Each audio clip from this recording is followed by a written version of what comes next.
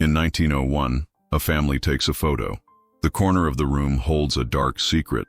Dr. Margaret Chen had seen thousands of photographs in her 20 years as a historical archivist at the Chicago Historical Society, but something about this particular image made her pause mid-cataloging. The photograph, recently donated by the estate of Eleanor Whitmore, showed a typical middle-class American family from 1901. A stern-faced father in his Sunday best, a mother in a high-collared dress with intricate lacework, and 3 children arranged formally in their modest parlor. The sepia-toned image captured the Whitmore family during the height of the Progressive Era, when photography was still a formal affair requiring several minutes of absolute stillness. Young Thomas, perhaps 8 years old, stood rigidly beside his father's chair, while his sisters, Mary and Catherine, sat primly on a velvet settee. Everything appeared perfectly normal for a turn-of-the-century family portrait. The heavy drapes, the ornate wallpaper, the carefully arranged furniture. But Margaret's trained eye caught something that made her breath catch in her throat. In the far corner of the room, partially obscured by shadows and easily dismissed as part of the room's decor, was something that shouldn't have been there. She leaned closer to her desk lamp, adjusting her glasses and squinting at the grainy detail. "That's impossible," she whispered to herself, reaching for her magnifying glass. The afternoon Chicago sun streamed through her office window as Margaret examined the photograph more carefully.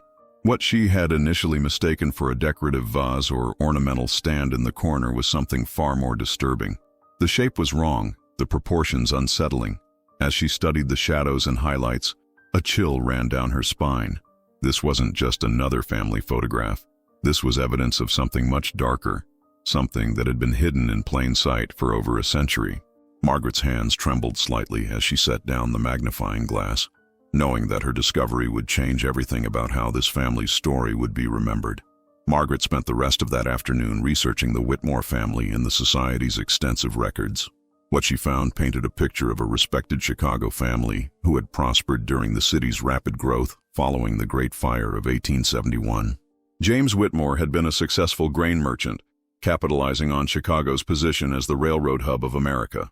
His wife, Helen, was known for her charitable work with immigrant families settling in the city's expanding neighborhoods. The family had lived in a substantial brick house on the near North Side, in what was then considered one of Chicago's most desirable residential areas.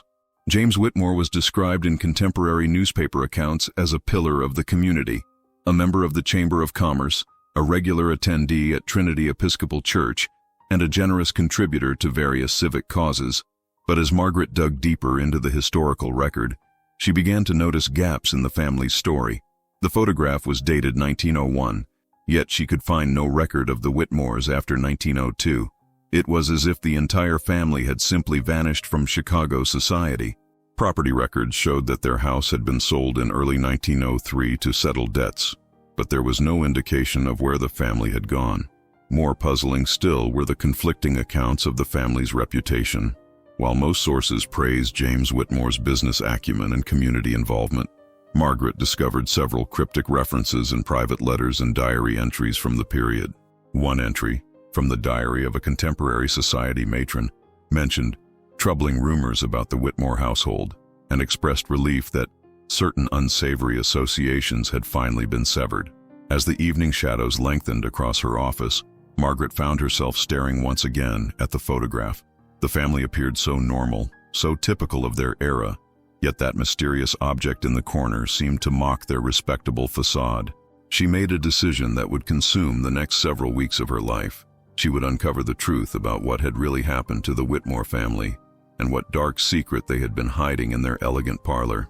The next morning, Margaret arrived at the Historical Society with a renewed sense of purpose. She had barely slept, her mind racing with possibilities about what she might have discovered in that corner of the Whitmore parlor. She immediately contacted Dr. James Morrison, a colleague at Northwestern University, who specialized in photographic analysis and forensic examination of historical images. "Margaret, you sound excited about something," Dr. Morrison noted when she called him before 8 a.m. "What's got you up so early?" "Jim, I need you to look at a photograph for me. There's something in it that doesn't belong, and I need to know if I'm seeing what I think I'm seeing." Margaret's voice carried an urgency that made her colleague take notice. An hour later, Dr. Morrison arrived with his specialized equipment, high-powered magnifiers, digital scanners, and computer software designed to enhance and analyze historical photographs. As he carefully examined the Whitmore family portrait, his expression grew increasingly grave. "Margaret, this is disturbing," he said quietly, adjusting the focus on his magnifier. "What you're seeing in that corner, it's not a piece of furniture or decoration. The proportions, the way the light falls on it, I'm afraid you may have stumbled onto evidence of something criminal." Together, they worked to digitally enhance the image, slowly bringing the shadowed corner into clearer focus. What emerged made both historians fall silent. The shape in the corner was unmistakably human, small, contorted, and clearly not posed for the photograph like the rest of the family. "We need to contact the police," Dr. Morrison said finally. "This might be over a century old, but if this photograph shows what I think it shows, we're looking at evidence of a crime that was never investigated." Margaret nodded, though part of her wanted to continue her research privately. As a historian, she was driven by the need to uncover the truth, but she also understood the weight of what they had discovered. This wasn't just academic research anymore. This was potentially evidence of murder, hidden for over 120 years in what appeared to be an innocent family photograph. Detective Sarah Rodriguez of the Chicago Police Department's Cold Case Unit had investigated many unusual situations during her 15-year career, but she had never been called to examine a photograph from 1901. When Margaret and Dr. Morrison contacted the department, their discovery was initially met with skepticism. However, the enhanced images they provided were compelling enough to warrant official investigation. "I have to admit, this is a first for me," Detective Rodriguez told Margaret as they sat in the Historical Society's conference room. "We don't usually open criminal investigations based on century-old photographs, but what you found here is significant." Detective Rodriguez had brought her own forensic photography expert, Officer Michael Park, who had experience with digital enhancement and crime scene analysis. As they examined the enhanced images on Dr. Morrison's laptop, the room fell silent except for the hum of the building's heating system. "The positioning suggests this person was not willingly participating in the photograph," Officer Park observed clinically. "The body language, the way the limbs are arranged, this looks like someone who was either deceased or unconscious when this picture was taken." Margaret felt a chill run through her as the reality of their discovery sank in. But how could a family take a portrait with that in the background? How could the photographer not have noticed? "That's what we need to find out," Detective Rodriguez replied. "I'm going to need everything you can find about this family. Property records, business dealings, social connections, any legal troubles. If a crime was committed, there might be other evidence that was overlooked at the time." The detective paused, studying the faces of the Whitmore family members in the photograph. "Look at their expressions," she said quietly. "The father appears nervous, almost guilty. The mother's smile doesn't reach her eyes. Even the children seem uncomfortable." This wasn't just a family portrait. This was a family with secrets. As they planned their investigation, Margaret realized that her academic curiosity had evolved into something much more serious. They were no longer just researching history. They were potentially seeking justice for a victim whose death had been concealed for over a century. The weight of that responsibility settled heavily on her shoulders as they prepared to dig deeper into the dark secrets of the Whitmore family. The investigation expanded rapidly as Detective Rodriguez's team began examining every available record related to the Whitmore family.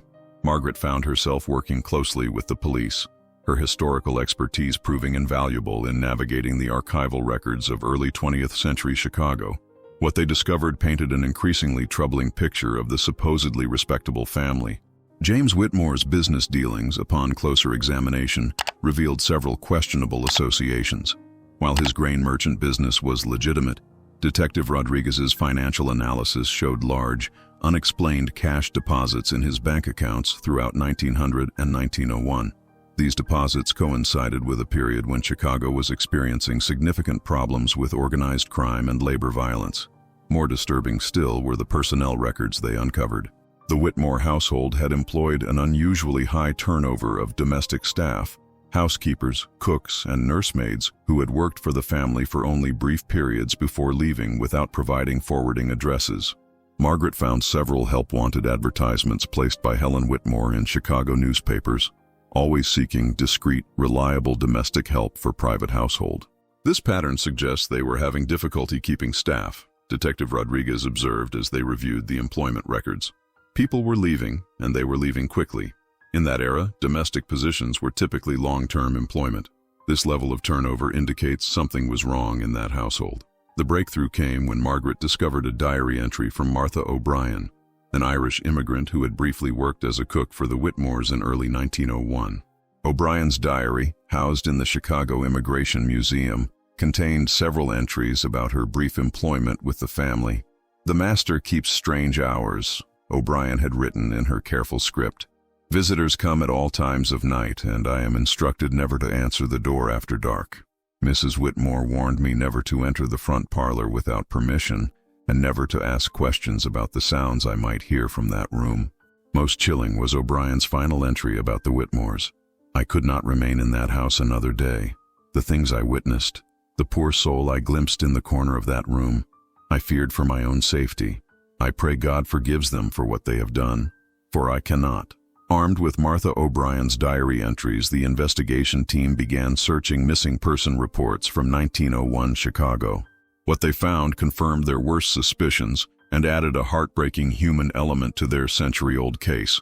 Among the records at the Chicago Police Archives, they discovered a report filed by Patrick Sullivan, a young Irish immigrant who had been desperately searching for his missing sister Bridget. Bridget Sullivan, according to the missing person report, was 18 years old when she disappeared in March 1901. She had been working as a domestic servant for various wealthy families in Chicago while sending money back to her family in County Cork, Ireland. Patrick's statement to police described his sister as a good girl, reliable and hardworking, who would never leave without word to her family.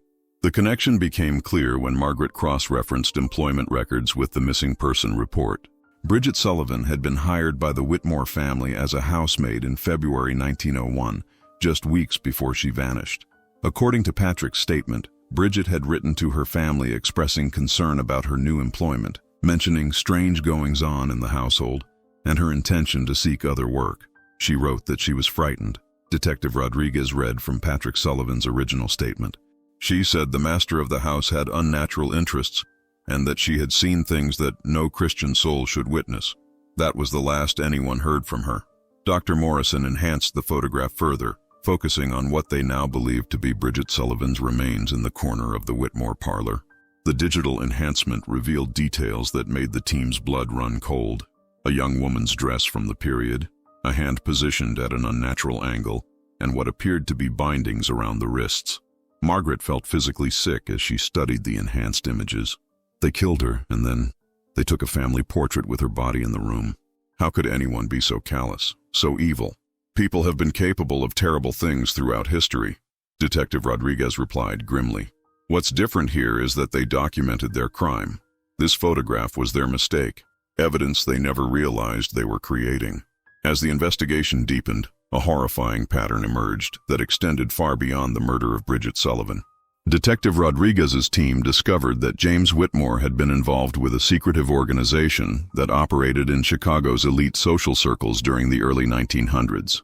This group, which had no official name but was referenced in several private correspondences as the Society, engaged in activities that shocked even the experienced investigators.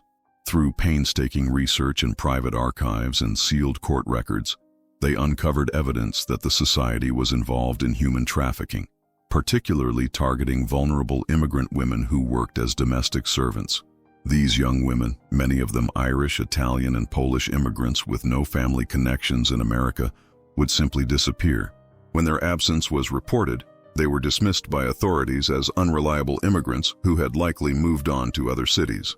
Whitmore wasn't just a member, Detective Rodriguez explained to Margaret as they reviewed their findings. Based on these financial records and correspondence, he was one of the leaders. His grain business was a front. He was making his real money from trafficking women to wealthy men throughout the Midwest. The photograph, they realized, had been taken as some sort of trophy or proof of the group's activities. The casual way the Whitmore family posed with Bridget Sullivan's body in the background suggested that this wasn't their first victim, but rather part of an established pattern of violence that had become normalized within their household. Margaret discovered additional evidence in the records of St. Patrick's Church, where Father Thomas McKenna had kept detailed notes about missing parishioners. His private journals, preserved in the Chicago Archdiocese archives, contained heartbreaking entries about families seeking help to find their missing daughters, sisters, and wives. The evil that preys upon our most vulnerable souls continues to grow, Father McKenna had written in 1901. I fear that among our city's most respected citizens lurk predators who view these innocent girls as nothing more than commodities to be traded and discarded.